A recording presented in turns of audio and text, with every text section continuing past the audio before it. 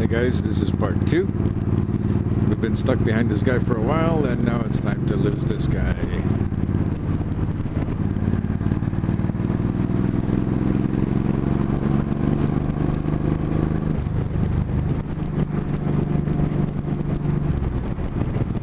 Yeah, that was kind of painful.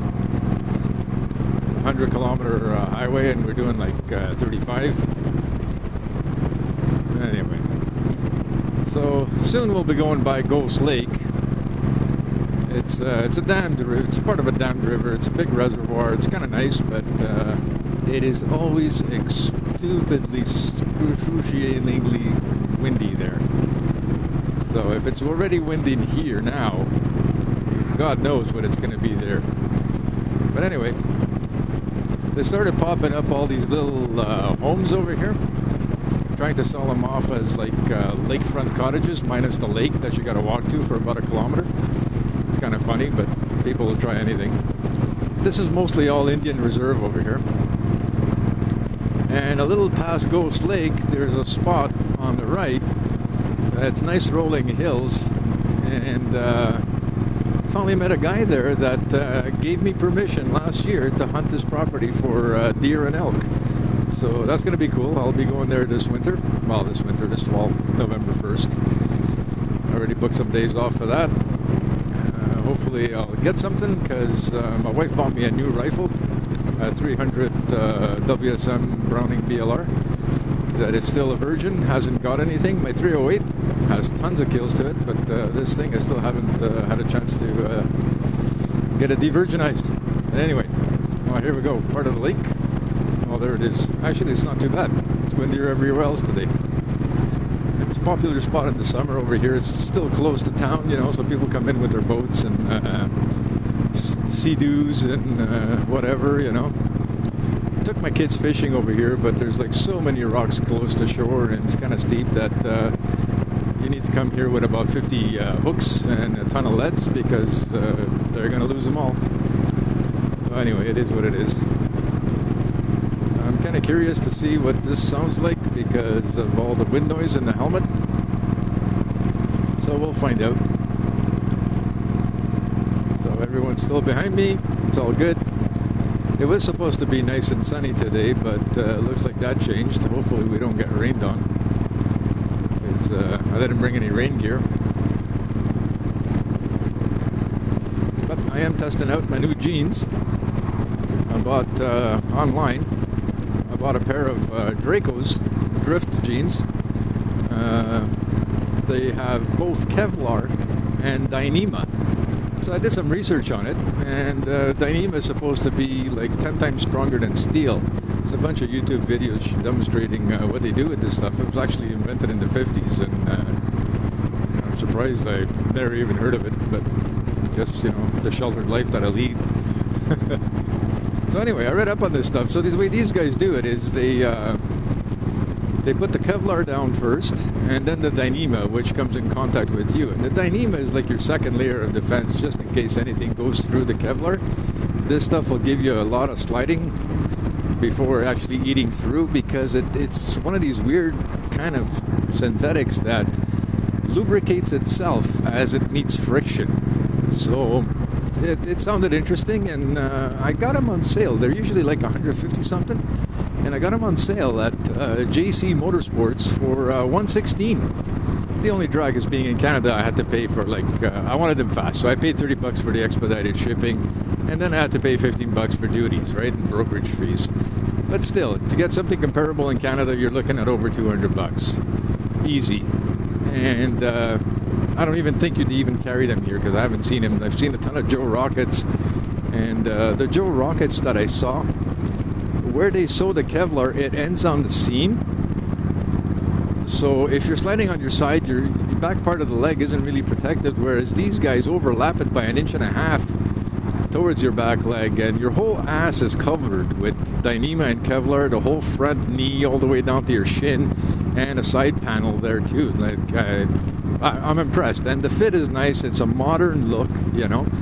The only drag is that they don't have like sizes like 34, 32, right? You buy a 34, it comes with a 34 length inseam, so I need to get them taken in. So I just have them folded underneath and boot clips on to hold it in place so I don't look like a Smurf or something. And that's it. So this is a pretty cool road. It's really nice. We got a new rider with us. We still don't know how he behaves, you know.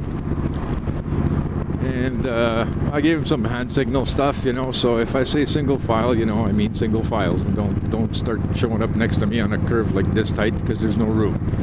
And you always need to have room in case someone crosses that double yellow to quickly move to the right. And if you got a rider there, it's not a good thing.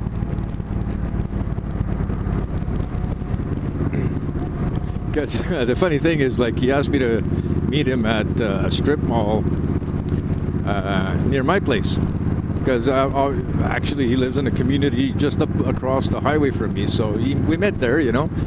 And by my fault, I lose him at a red light because it turned yellow. I was kind of committed, so he stopped. Fine. So I pull over and I wait for him, and then we hit another red light.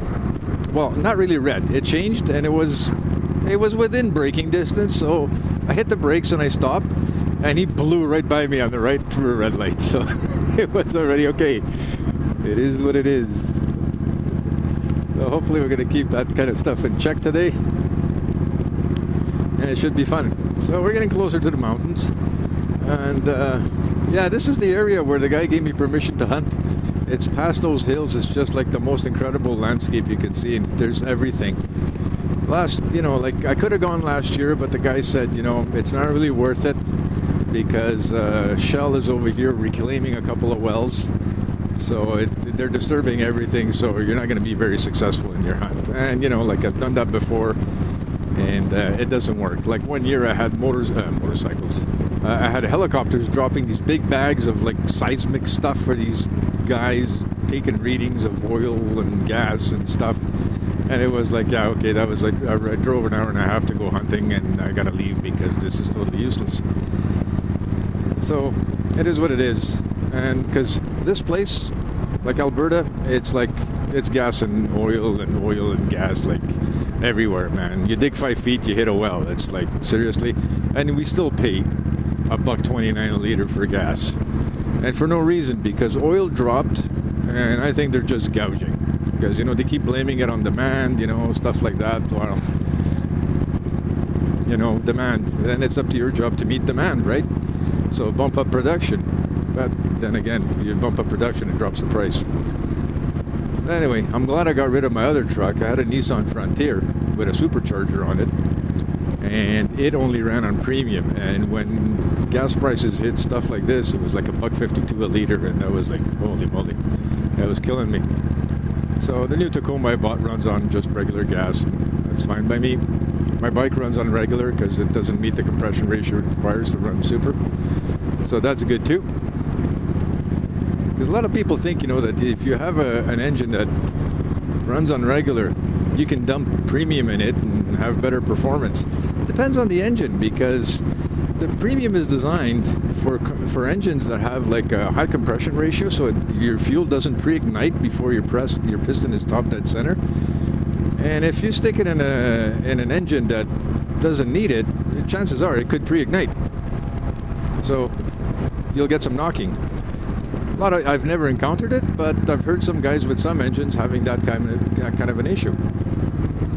So yeah, do your research on the kind of fuel your engine actually requires. I think it's anything above 10 or 12 to 1 compression, or 12 to 6, you need premium. Anything below that, you can run regular, and it'll be just fine.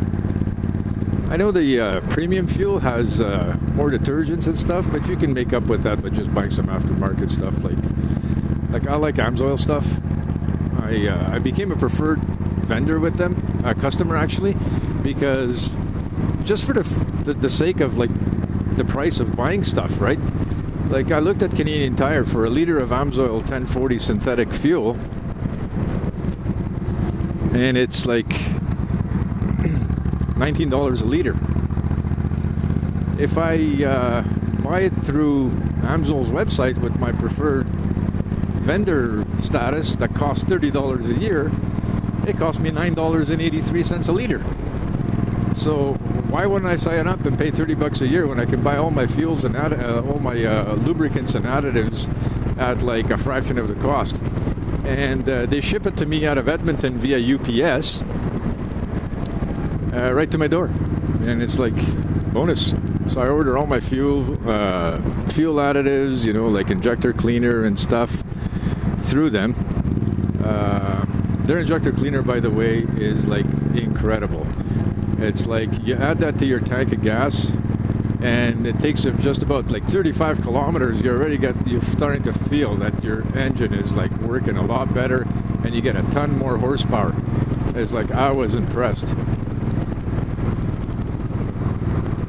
And they have also this other product that you can use if you're running a lot of ethanol gas, because it tends to separate, and you know, because it has water in it, it attracts water for some reason. And if your engine's starting to feel sluggish, you just add this stuff, and it's like incredible. Because I had to use it on my bike, and I vowed never to use anything with ethanol or methanol in it or whatever, because it just doesn't like it. It starts feeling sluggish really early. So yeah, that's it. Enough with the Amsoil crap, right? Yeah, see, this road is kind of nice. They repaved a bunch of it last year, but there's still some sections that you got to watch from some really ugly potholes. And because it rained a lot, it's a good thing, because it probably washed out a lot of gravel and crap off the road. But at the same time, in certain areas, you got to be careful, because it probably washed some stuff on the road. So it is what it is. These guys are all behind me. We just got to watch some of these curves, because I told them.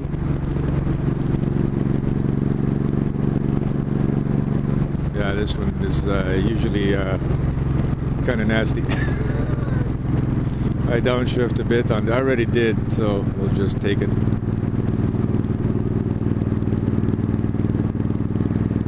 Good. I didn't scrape my floorboard on that one. I wonder if Heman heard the last floorboard scrape.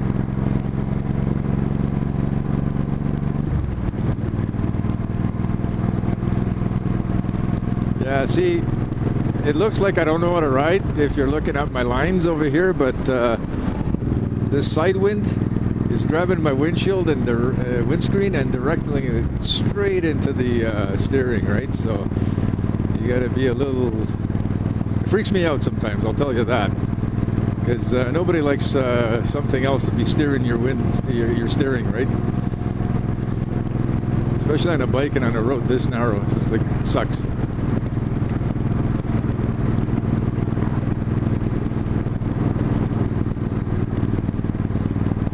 I guess the chief lives over there.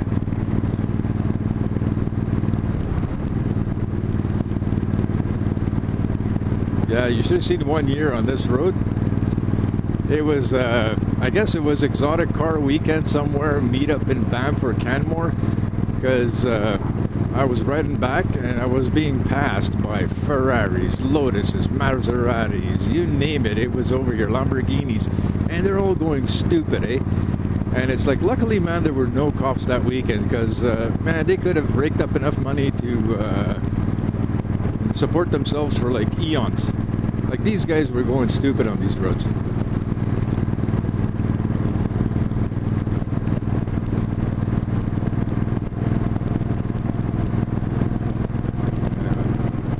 Another thing you see a lot of on this road in the summer is campers. And the drag is, like, as you can tell, right? If you got a sports bike, there's a lot of possibilities for passing, you know. But on a cruiser, you know, it doesn't have the same high-end torque. It's all low-end torque, so you need like more spots like this, and kind of hope that there's no cars coming the other way, because you're going to need a bit of room. But it's like super packed with them, and like you get stuck behind one, you're done. Anyway, think I'll follow this guy in the front for a bit because he's actually being my pigeon because it's 80 kilometers an hour here and we're going anywhere between 90 and a bit up. So I'll let him be my pigeon in case there's cops. Good thing it's not super warm yet because or else my visor would have been plastered with bugs already. That's one pitfall over here, like R1 Chronicles says. Man, the bugs in Alberta, incredible. It's like on this road, exactly 2 years ago, I was taking my wife to lunch in Canmore. That's one of those like, okay, what do we do on a Sunday, you know? I said, okay, get on the bike, let's go. And she taps me on the shoulder. We didn't have an intercom system yet. And obviously I couldn't see her, right? So she leans into my mirror and I look at her helmet and half of her visor is like totally covered in this, like, I mean, it was the most disgusting thing. It must have been a dragonfly or something, you know. It was like totally covered. Half of visor covered in yellow crap. It was like, I couldn't stop laughing, right? So then we get to the restaurant and she takes her helmet off and finally gets to see the damage there. And it was like, yeah, incredible. It was huge. So we get into the restaurant and as she walks in, like, there's people eating and they look at her visor and like they're like going, oh, you know, like gagging. It's like, yeah, go straight to the bathroom there and clean that off. What can you do? Yeah, see, this is why they say be careful of pedestrians on the road. There's not a lot of shoulder and you never know. Believe it or not, a lot of them are drunk. And if the guy tips over right in front of you, it's like, yeah, speed bump. So it is what it is. You just gotta be careful. And there's a lot of drunk drivers on this road, I found.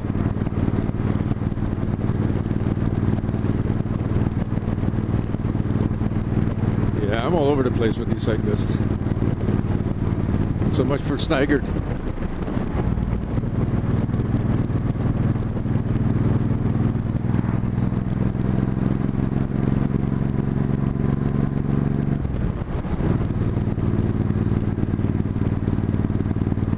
It doesn't help that you get the side gusts, you got the road. I don't know if you can see how wavy this road is from side to side.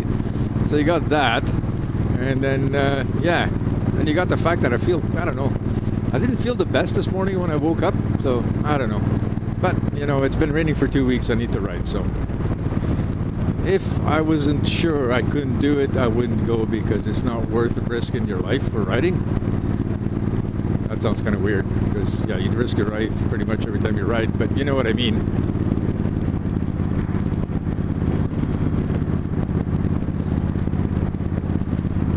I just gave the guys, I stuck my right leg out.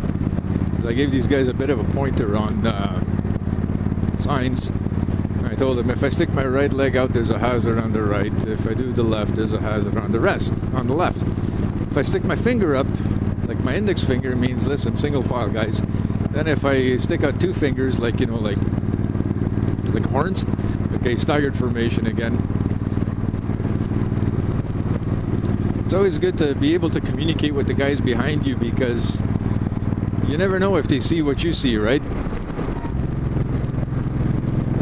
And here's the Stony Indian.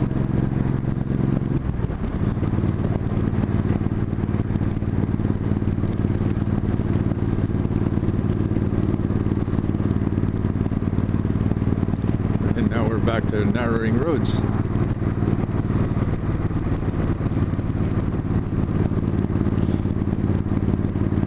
Yeah, I'm trying to wear out my rear tire. I still have enough thread, you know. Tread. I'm sorry. It's got like 16,000 kilometers on it. It's a Bridgestone Excedra G702. And like, I'm totally impressed with it. It's like dual compound, right? You got the harder stuff in the middle and the soft stuff on the sides, so you can corner, right? And man, I'm incredibly impressed with the fact that I've got 16,000 kilometers. I still have enough tread on it that I think I'll get by this summer, unless it really starts to pour a lot, you know. Then you need the deeper groove, you know. But I ordered it online because over here they want like $300 for for a rear tire for this bike, and I found it. There was one place I found in the States that was $106, but he wouldn't ship it to Canada. Then I found another place for $160, and then $20 shipping, and he shipped it, and I got it, and it's in the garage, so it's ready to go on whenever I decide. And the cool thing about ordering your tire ahead of time is you can scrub it down and get rid of all that crap that's from manufacturing, silicone oil residue. So it minimizes your risk of driving like Grandma Moses. Because that happened to me, like when I first bought this bike, I had it for like 250, almost 300 kilometers, and I picked up a deck screw in the back tire. So yeah, that was fun.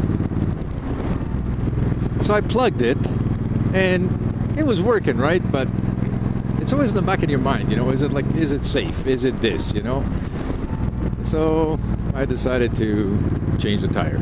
So, and lo and behold, as I changed the tire, I get hit with thunder showers. It wasn't a storm, but it was heavy rain, and it was thundering. And man, that rear tire was like slick. It was like my rear end was so twitchy. I